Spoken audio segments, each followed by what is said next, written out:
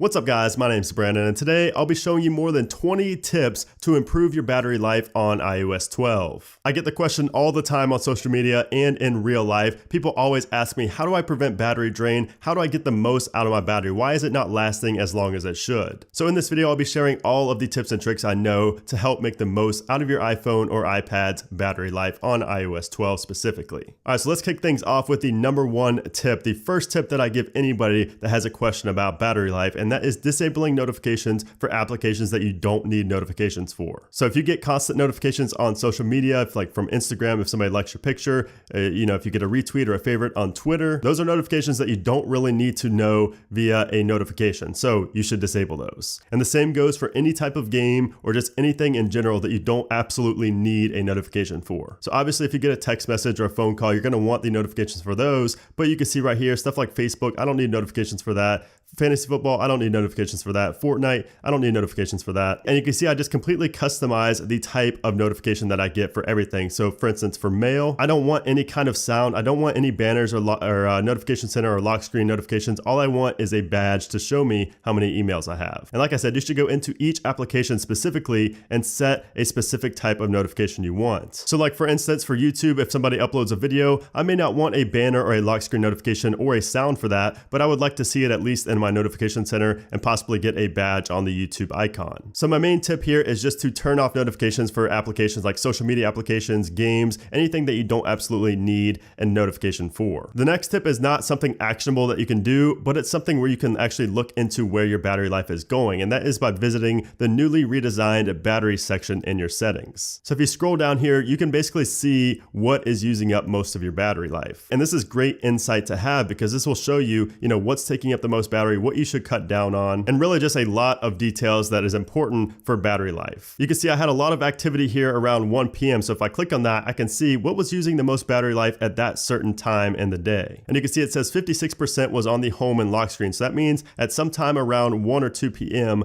I had my home or lock screen on a lot. So maybe I just left the phone unlocked and it used up a lot of battery. So that is something insightful. So maybe now I'll turn on auto lock so I don't waste 56% of battery or use, that much usage from 2 to 3 p.m. Actually, it shows it right there. So now I will know that since I used 56% of that activity was used on the home and lock screen, I'll know that maybe now I should turn on auto lock to maybe 5 minutes or so. So it's just insights like this in the battery section that you can really find out a lot of details about how you're using your phone and what's eating away at your battery. And speaking of sections inside of settings, the screen time section is also very, very valuable and very useful for finding out information on how you use your device and how it correlates with battery. So if we click on my phone right here, you can see this is where I've been using. I haven't really used my phone that much today. So for the last 7 days, you can see how much screen time I'm using, and it breaks it down by entertainment, social networking, and other. And you can see it shows clearly that YouTube is my most used application on this device. Now this isn't my daily driver, so I don't have too much usage on here, but you can see how many times you pick up your phone per day, the total pickups, notifications. You can see 107 notifications. And this is actually a good section to figure out, going back to the first tip, which notifications you should disable. So you can see Twitter had 88 notifications, so I should definitely turn those off. That was only on because I was testing out the group notifications for my iOS 12 review. But basically you can see what's getting the most notifications, and that is something that you should consider turning off. Again, going back to the very first tip I shared in this video. So yeah, screen time is very useful, and you can also use these features right here as well, like downtime. You can set limits for applications, and it's really just a great section to explore if you're interested in saving battery life. The next tip is to disable the automatic software updates, which is the new feature here in iOS 12. So if we go to settings, general software update, we should turn automatic updates off. This way you don't download and install a software update overnight when you maybe don't have enough battery. I mean, it won't really do it if you don't have 50% anyways, but it's still a good idea to keep this disabled. The next tip is another big one, and it has to do with emails. So if we go to our settings and passwords and accounts, fetch new data,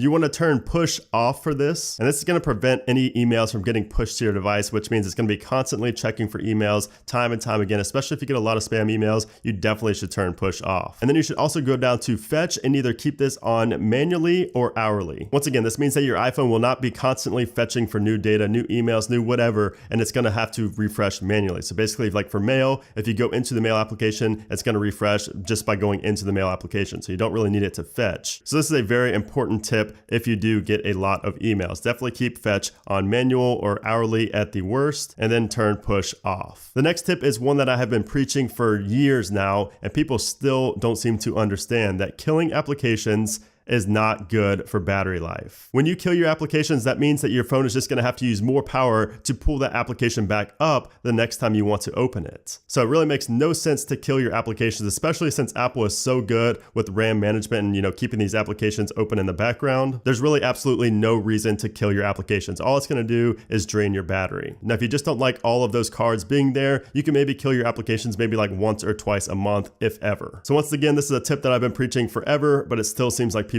don't understand. So in iOS 12, when you click on the Wi-Fi or the Bluetooth, it doesn't actually completely disable them. You'll notice how it turns white, and you may think it's disabled if you just now got on iOS 12 from iOS 11, but they are not actually fully disabled. They are just temporarily disabled. So what you should do is go into settings and actually go into Wi-Fi and turn it off when you're not using it. And the same goes for Bluetooth. Go into Bluetooth and manually turn it off like so. And of course, this will save battery because your phone is not going to be constantly looking for Wi-Fi networks to connect to, and it's also not going to be looking for nearby Bluetooth devices. So definitely manually turn these off to preserve battery life. Another feature that does take a toll on your battery life is raise to wake. So if you go into settings, display and brightness, make sure raise to wake is disabled. This just means when your phone is laying flat down and you pick it up to look at it, it automatically wakes up. But the thing is, you may not always want to unlock your phone just because you pick it up and point it towards you.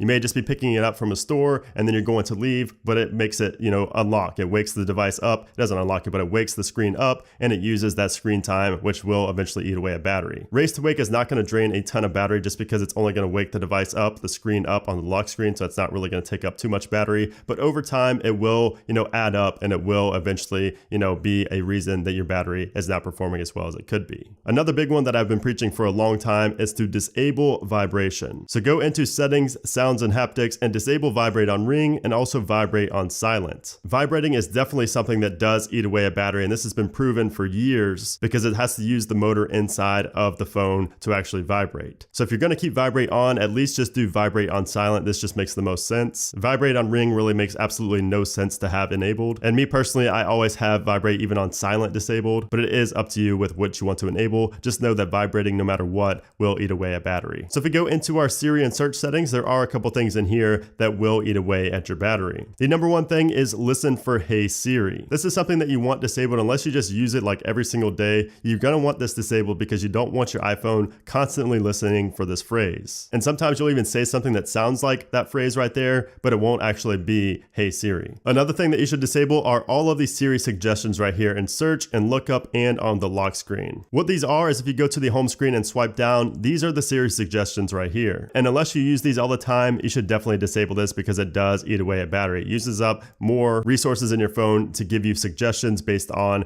applications that you use a lot and at certain times and things like that. So it's just using more resources by having these enabled. So there's really no point if you don't use them. Another tip is to turn off background app refresh. So if we go into settings, general, background app refresh, you're going to want to turn this to either off or only on Wi-Fi. I'm going to turn this off just because I don't really care if applications refresh in the background. If I go into them, it's going to refresh anyways. So for instance, instead of opening up Twitter and it automatically showing the latest things, if I go into Twitter and wait maybe 2 or 3 seconds, I will have it refreshed right there. So for that reason, I don't need any type of background refresh enabled. And once again, it's pretty obvious as to how this does eat away at your battery. It is refreshing applications in the background, which of course is using Wi-Fi. It could be using cellular, and it's also, populating all of that data, which does take resources and battery life to do. Another tip is to either disable AirDrop or turn AirDrop to contacts only. So if we go into 3D Touch right here and we see our AirDrop is right here and my receiving is currently off, but I would either turn that off or to contacts only. And I would only keep it on contacts only if you find yourself AirDropping things a lot. I use AirDrop a ton, but I still keep receiving off even on my daily driver until it comes time to actually transfer something via AirDrop. Especially since I live with somebody that is a contact in my phone, so that means that it's constantly going to be, picking them up on AirDrop. The next tip is related to widgets, and this is just a tip where you need to be aware of which widgets you're using and which ones you need to maybe remove from the widgets panel. So for me, I have screen time. It's nice to see that up there and it doesn't eat away at too much battery, but you can see news will probably eat up a battery and I don't really care about the news, so I should probably disable that. Same with the weather. If I want to know the weather, I will go into the weather application. I don't really need a widget for that. So I'm going to go to edit and I am going to remove news.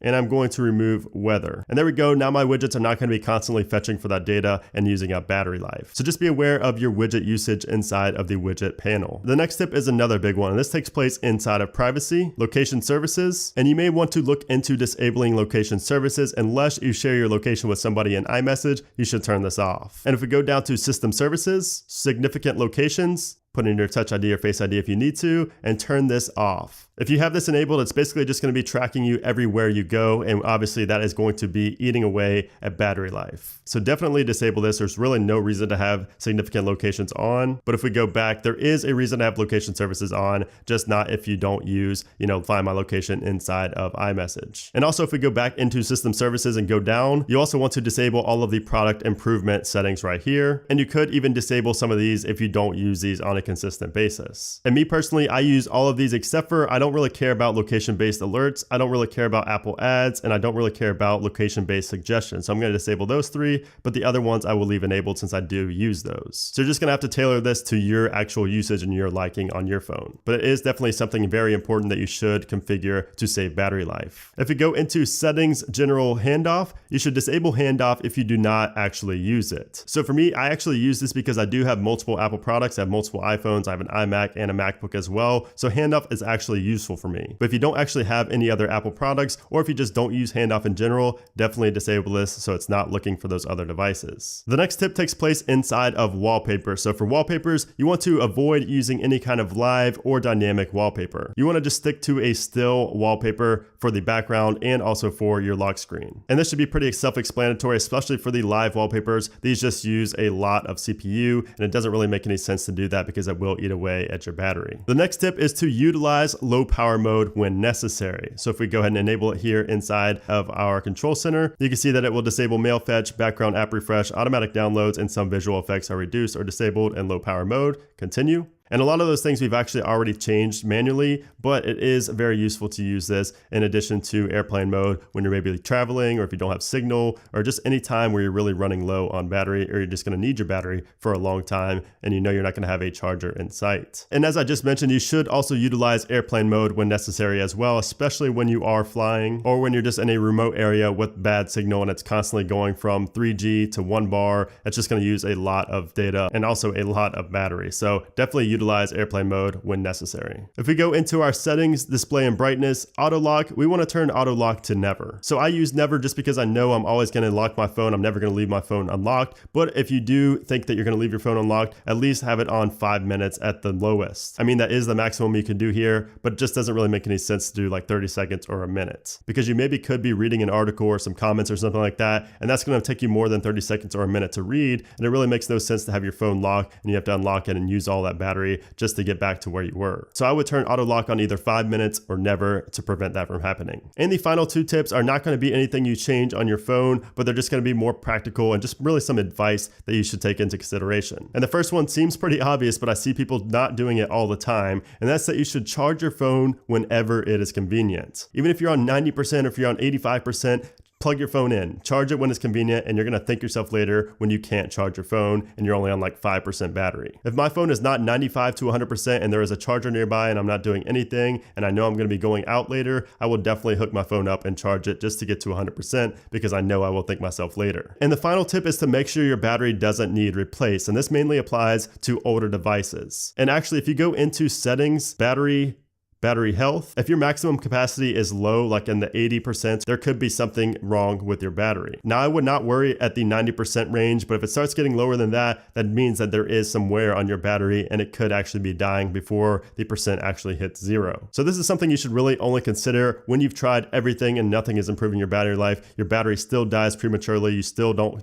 see the battery life that you feel like you should be getting. This is something you should check out and see if you need to get a new battery. You can take it to the Apple Store and they will replace your battery there. So there you have it, guys. Those are more than 20 tips to help improve the battery life on your iOS 12 device. I hope this video helped you out. If it did, make sure to give it a thumbs up. Also, make sure to leave a comment down below with what your favorite tip is. What's something that you found saved you the most battery life on your device? Leave a comment down below and I'll definitely see what you guys have to say. And of course, you guys know me, I will also respond to some of the comments down below as well. Also, make sure you guys subscribe to the channel and check out my iOS 12 final review that is up in the cards and down in the description below. I will be unboxing and reviewing all of the new 2018 2018 iPhones later on as well, so stay tuned for those videos. But anyways, guys, thanks again for watching, and I'll see you soon.